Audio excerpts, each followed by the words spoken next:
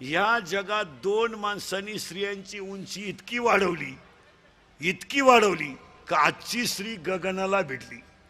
परत नीट ऐका, या दोन माणसांनी स्त्रीची किंमत इतकी वाढवली का आजची स्त्री गगनाला भिडली. एक सरकार आणि दोन मुलीचे आई वडील. जगात पहिल्यांदा जर माझी मुलगी मोठी व्हावा हे स्वप्न कोणाला पडलं असेल, मुलीच्या आई वडिलांना. बस मुलीच्या आईनं सहज म्हणावं, अरे माझं आयुष्य भांडे घासण्यात गेलं, माझं आयुष्य धुणं घेण्यात गेलं, माझं आयुष्य फरशी पुसण्यात गेलं आणि मुलाबाळांचं करण्यातच गेलं. एक वाक्य सांगतो तुम्हाला, स्त्रीच्या आयुष्यात स्त्रीला बाळ झाल्याचा आनंद होत नाही जास्त, लग्न झाल्याचा आनंद होत नाही जास्त, जन्माला बाळ घातल्याचा आनंद जास्त होत नाही. पण स्वतःच्या पोटी जन्माला आलेलं मूल जेव्हा आईच्या स्तनातल्या दुधाला स्पर्श करतं तेव्हा त्या बाळाला होणारा त्या आनंदाच्या 1000 पट आनंद त्या आईला होता.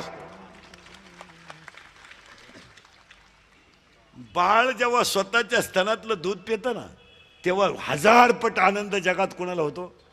आईला. आणि आयांवर भाषण करी जाऊ नका, या भाषणानं तर देशाचं वाटून झालं. उठपळ भाषण आईवर. 80% कीर्तनकारांनी आईबापाचं भांडवल केलंय. रोज उठायचं ना आईवर बोलायचं, तिचा आईन तोच बाप, काही दुसरं नाहीये का? या आईबापांवर भाषण करायचं आणि व्याख्यानं करायचं बंद करा.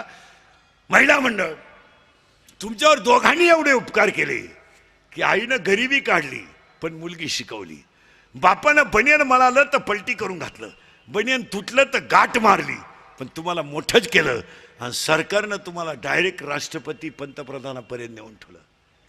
तुम्हाला दोघांनीच मोठं केलं. फक्त आता तुमचं काय झालंय, सरकार तुमच्या बाजूने आहे, कायदा तुमच्या बाजूने आहे, पुढारी तुमच्या बाजूने आहेत, सरकार तुमच्या बाजूने आहे. त्यामुळे तुम्ही एक बोभाटा केला ह्या 2-4 वर्षात. आमच्यावर लय अन्याय होतो. आता खरंच सांगून टाकतो तुम्हाला, अन्यायच नाही.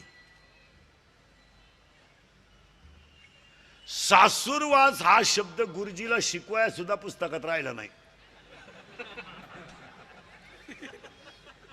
गुरुजी काय शिकील त्यालाही सासूरवासची. तो गुरुजी काय वांग सासूरवास शिकील त्यालाही सासूरवास दे. काल 3 चपात्या नेल ते 4 चालवलं, एक कोणाला द्यायचे? त्यालाही सासूरवास आहे. सासूरवास नाही तुम्हाला.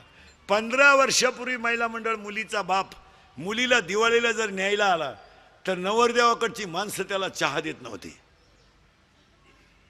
पाणी पित नव्हतं. तो मुलीला भेटायचा तर त्याच्या डोळ्यातल्या पाण्याच्या धारानं 2 रुपयाची नोट ओली व्हायची आणि मुलीला द्यायचा. आज आम्ही कोटी रुपयाचे बंगले बांधलेत आणि आमच्या बापाचा चहा तुम्ही बंद केलाय तरी आम्ही तक्रार करीना. याच्यातले जेवढे श्रीमंत माणसं बसलेत कीर्तनाला, एकालाही घरी चहा नाहीये सकाळी. लाबाड बोलायचं नाही. हे चहा घरी पिते नाही, लय दरिद्री. श्रीमंत माणसं लय हलकट, हे फक्त कडक कपड्यानं झाकून जातात, नाही तर लय भांगार. हे फक्त मोठ्याच हे बनवून झाकून जात, नाही तर हे घरी चहा नाही पिती. हे सकाळीच हॉटेल पुढं. आणि चहा काय मोठ्याचा पितात काही, गरीबाचा, सुताराचा, गावंड्याचा, जे इटाराचा जात्यात त्यांचा चहा पिते. अशी दरिद्री बसा त्या खुर्चीवर. आणि मग ते सुतार गावंडी फुगीर राहते. ते 300 रुपये रोजाची माणसं. दादा चहा घ्या द्या. दादा नाव काय त्याचं, दादा चहा घ्या ना द्या ना. आणि चहा प्याता प्याता दादा म्हणतो, थोरल्या मुलानं आपल्या JCB घेतला का, तुला खड्डा घ्यायला घेतला का घेतला तुला JCB? दरिद्र्या, तुला चहाला पैसे नाही. अरे ते बिचारा इटाराच आहे जाते तरी 10 लोकांना चहा पाहिजे. ते ही श्रीमंत माणसं लय भंगार मारा. हे फक्त अति पैशावाले असल्यामुळं आपण त्यांना काही म्हणत नाही ना, तर त्यांना भेजे बिजे काय याडपटच येते. फक्त लक्ष्मी त्यांच्या घरात असल्यामुळं आपण म्हणजे वांग काय त्यांच्याकडे. आजही तुम्ही गरीबाच्या घरात जा, ही आमची शेतकऱ्याची बाई आहे, 3 मुळ्या ऊसाच्या तुडी ती बादली भर धुणं धुती आणि 10 लिटर म्हशीचं दूध काढी ती. सर्दी होईना तिला, सर्दी सर्दी, थंडी तापतं बाजूलाच.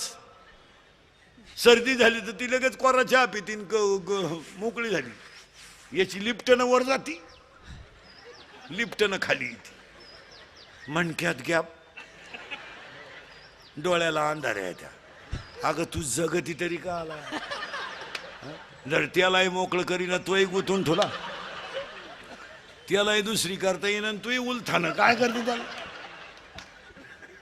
याड पडलं. आजही शेतकऱ्याच्या घरात जा, 15 माणसाचा स्वयंपाक 15 मिनिटात, पिठलं भाकर पण दणकून. हे श्रीमंत हलकट माणसं मोजी त्या. 5 सांगितले 6वा वाढला, संपल्या चपात्या. आणि त्याची बायको म्हणती निवांत जेवा. ताटल्या खाता का निवांत जेवा?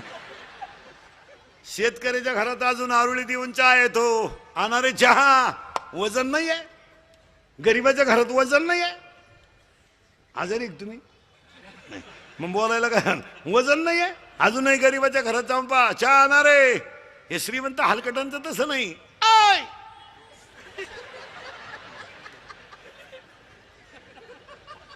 खिडकी जवळ जात, आय अरे सांग ना 2-4, काय मुळ्यात दुखत होतं सांग 2-4.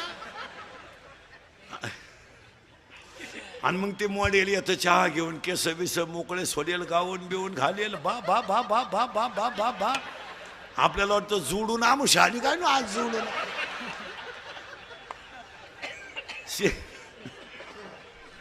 अरे शेतकऱ्याच्या घरात चहा प्यायचा म्हणजे कपातून बशी.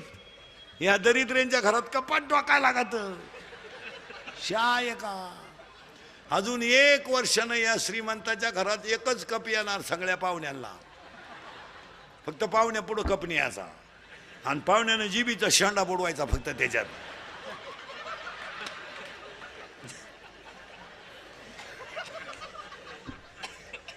आणि मग ही श्रीमंत माणसं घमेंडीत जगात मरती नाही, नुसते पडेल खाटाव, नुसतं पाहतो पाहुण्यांक.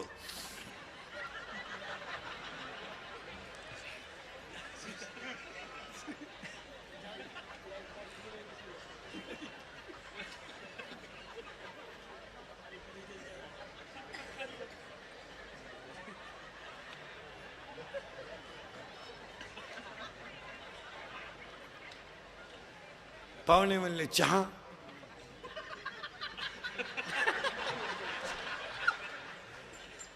दूध, थोडी दारू,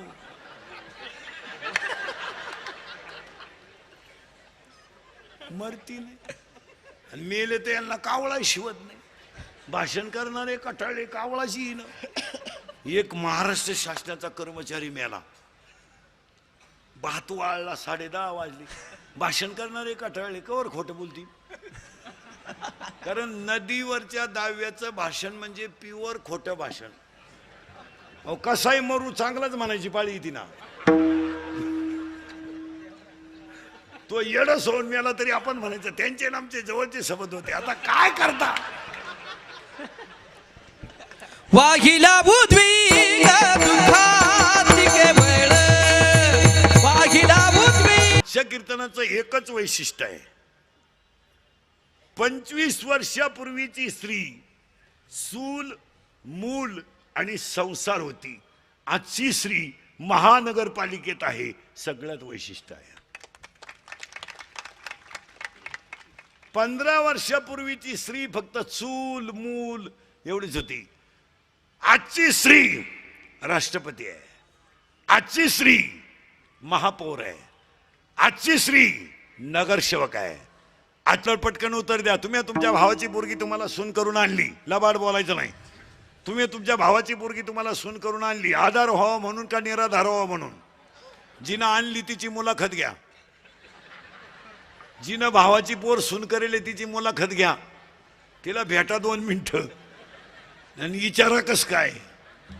तो आणि झोडाय माणूस मिळाला तिला. तिला जर विचारलं ना धाकट्याचं लगीन करते का, तसा देवाडा सोडीन पण करायची नाही.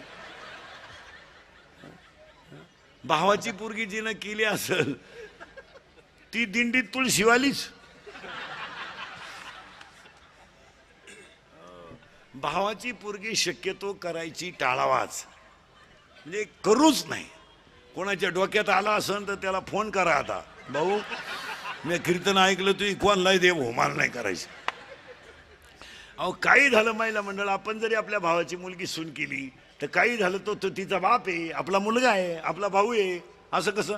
तो उद्या भांडण झाल्यावर मुलीचीच बाजू घेणार, बाप आहे तो, त्याला काय करायचं बहिणीचं? तो म्हणतो माझी गुड्डी बरोबर आहे, आपल्या बहिणीच्या डोक्यात फरक झाला आहे, त्याला काय करायचं? तो म्हणतो आपल्या गुड्डीचा दोष नाही, गुड्डी खास, गुड्डी कॉलेजला होती तेव्हापासून गुड्डी खासच, गुड्डी महिना पळून जायची तरी गुड्डीनं कोणाला अंदाज लागून दिला नाही, माझी गुड्डी चांगलीची. येतं नाही नाथे बिते काही राहिले नाही महाराज. आता कीर्तनात बसलेल्या 25 महिला अशा निघतील आत्ता माया पुढं, लबाड बोलायचं नाही. यातल्या 25 महिला अशा आहेत का त्या सख्या भावाशी बोलत नाहीत. आज आत्ता लबाड बोलायचं नाही, मला नाव सांगायला लावू नका.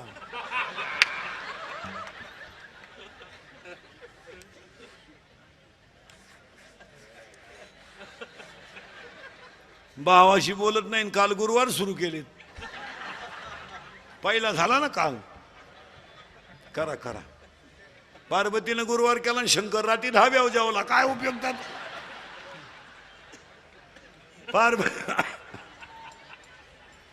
पार्वतीचा दणका उठला, दुर्गे दुर्गट भारी, शंकर मला लिंबू पिळ लिंबू पिळ लिंबू पिळ. माऊलीनं ओवी लिहिली, माझी नाही, जयाचे ऐक धड नाही तयाचे परत्र पुशी काही, काय त्याचा उपयोग आहे? आज कीर्तनाला घेतलेला अभंग एकनाथ महाराजांचा आहे, कडवे 3 आहेत, मुद्दा संपला. दुसरा मुद्दा माझे गुरु जनार्दन स्वामी, म्हणून अभंग त्यांच्या चरणावर अर्पण, म्हणून एका जनार्दनी.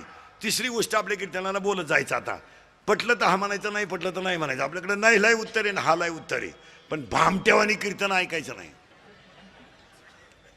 यसला यस, नोला नो. उगाच आम्ही म्हणायचं बैल गा म्हणून, तुम्ही म्हणायचं ते त्याच दुधाचा चहा. यसला यस, नोला नो. देव खराय, खराय, सड्ड खरे, देव खराय, जन्म खराय, मृत्यू खराय, ज्ञान खराय, संपलं काम. दुसरा मुद्दा, चिंता बिंता काय करायची नाही. येताना आपण काय नाही, जाताना काय नाही. कटेवर हाते विटेवर उभा आहे तो जगाचा बाप आहे.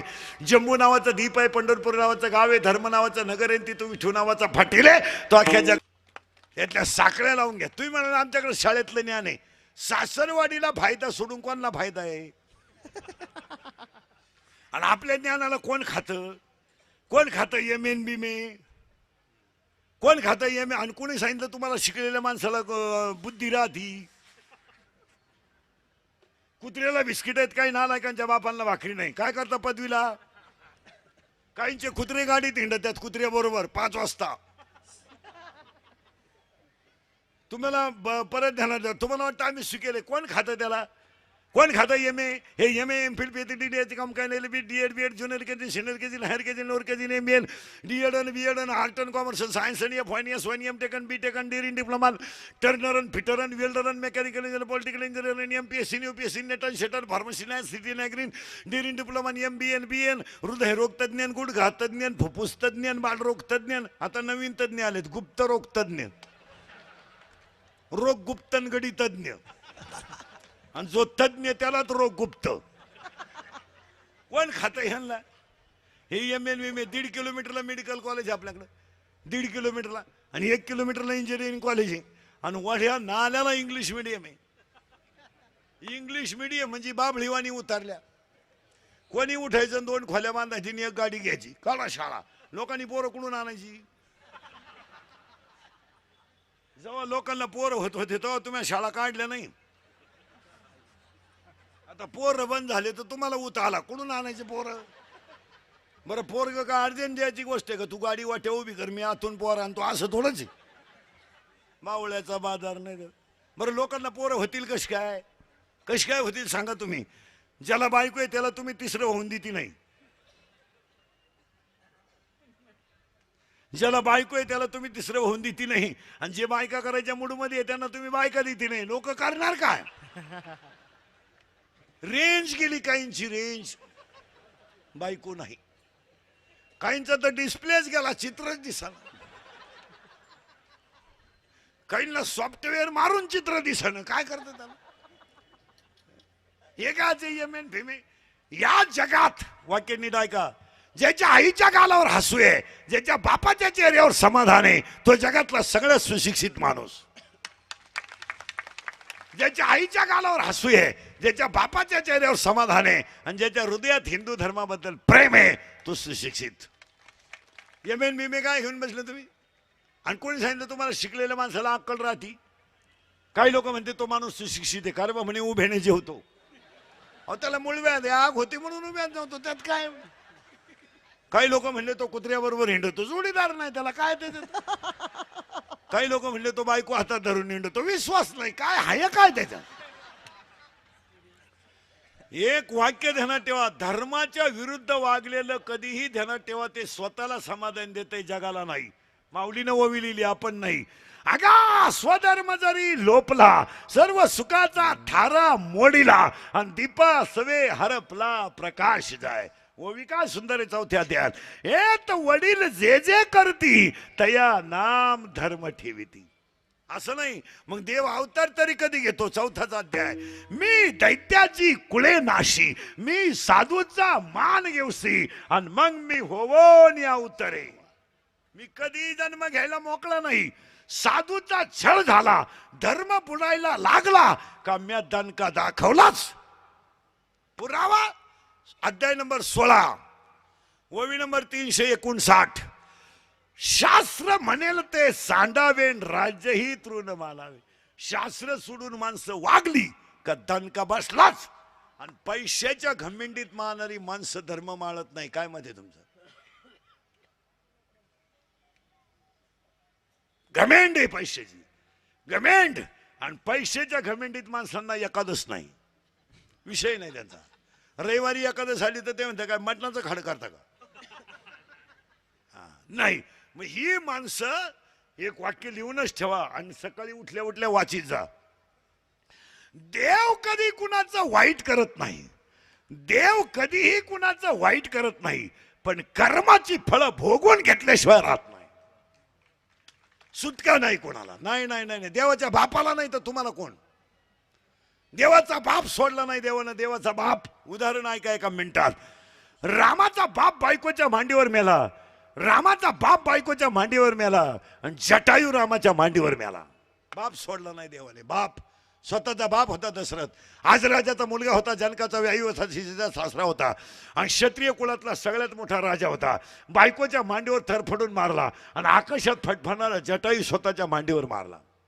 उलटा ऐका, देवाची बायको पळणारा देवाच्या जवळ मेला, आणि देवाचा बाप बायकोच्या मांडीवर मेला.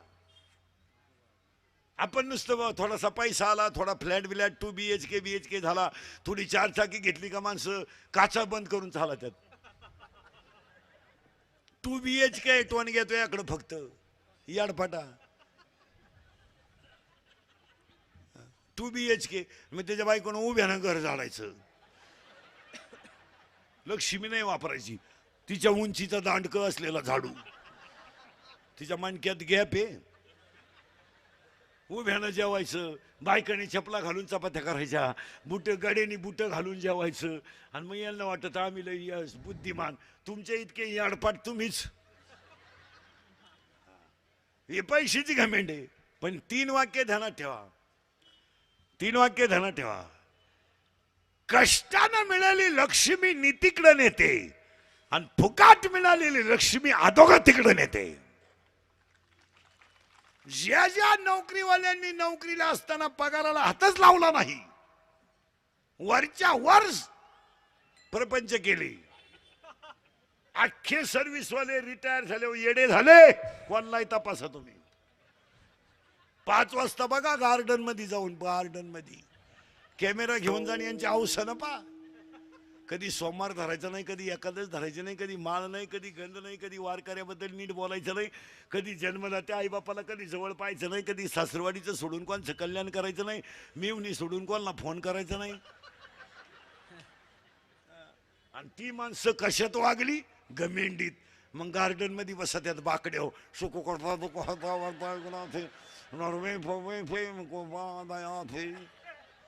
आरतीला आला का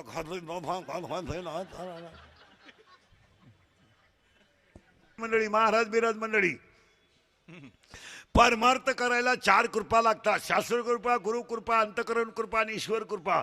माळ घालणं, गण लावणं, इना घेणं, खोद वाजवणं, भागवत सांगणं, रामायण सांगणं, कीर्तन करणं बापाची पेन नाही.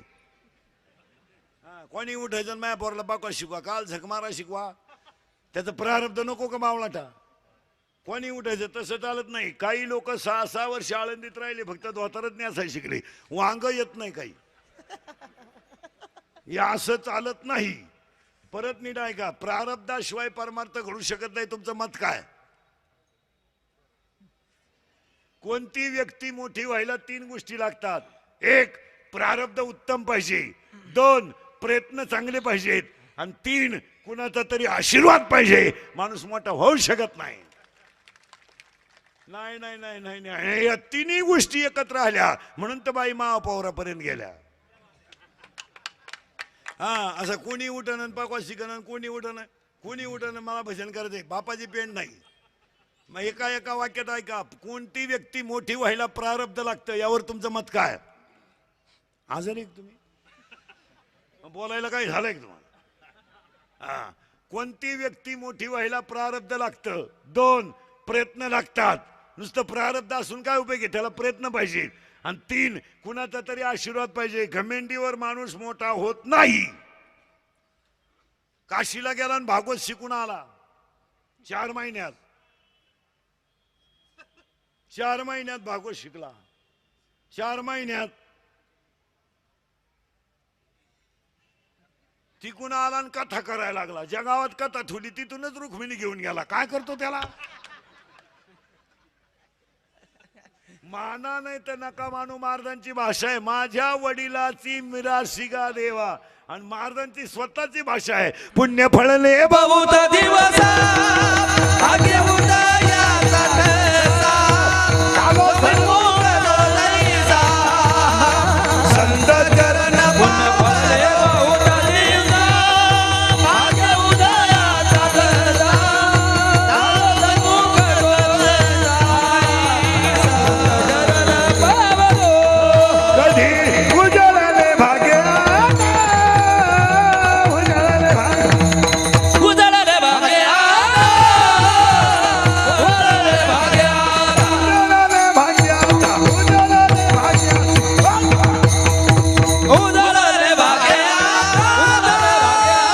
उजळले भाग्या, अवघीच्या वारी,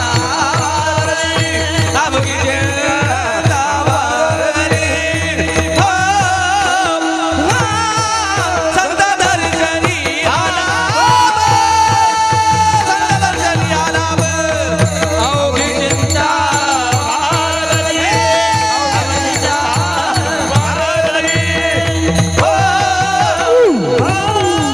संत दर्शनी आला, संत दर्शनी आला, भाग्याचा अवघीच्या वारी, अवघीच्या वारी, असं अवघीच्या वारी, भाग्याचा अवघीच्या वारी, अवघीच्या वारी, अवघीच्या वारी. बस.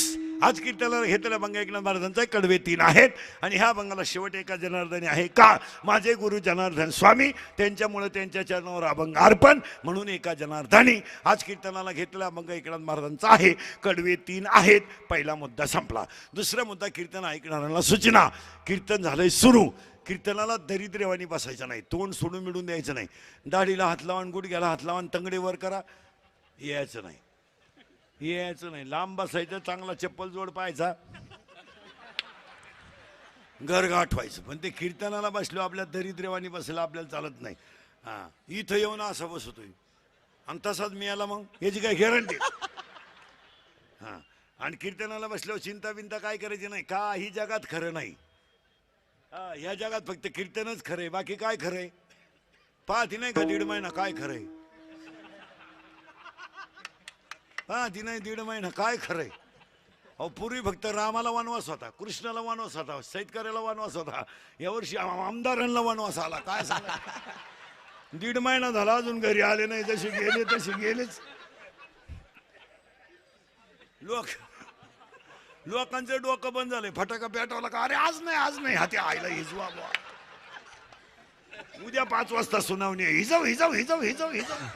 परत पेटावला फटाका, अरे आपला नाही त्यांचा आहे, हिजव. 8 दिवस लोक फटाके वाजू काढायचे, पेटे हिजल्या, फय होईन. कालपासून थोडं शांत झालं. निमा फटाका